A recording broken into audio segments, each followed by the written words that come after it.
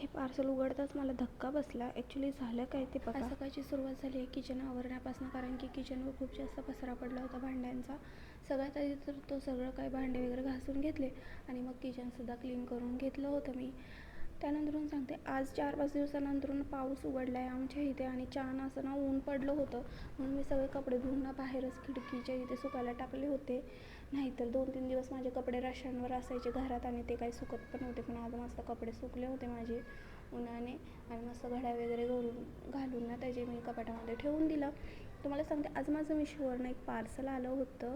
हे आहे water filter nozzle, असं काहीतरी नाव आहे याचं. तर हे ना ॲडजस्टेबल आहे बघा आणि खरंच छान आहे हे प्रोडक्ट, मला आवडलं. मी ना आमच्या नळालाही ते लावूनसुद्धा पाहिलं आणि खरंच छान प्रोडक्ट वाटलं मला हे. तुम्हाला माहिती आहे मी भरपूर गोष्टी नळासाठी घेतल्यात, कारण की तुम्हाला माहिती आहे आमच्या इथे नळाचं पिण्याचं पाण्याचा नळ वेगळा नाही आहे. जे टाकीतलं पाणी असतं तेच आम्हाला गरम करून प्यायला लागतं, म्हणून मी भरपूर गोष्टी घेतच असते. आणि मग त्यानंतर मी गेले होते मार्केटमध्ये. सगळ्यात आधी तर मी परफ्यूम वगैरे घेतला, परफ्यूम संपला होता.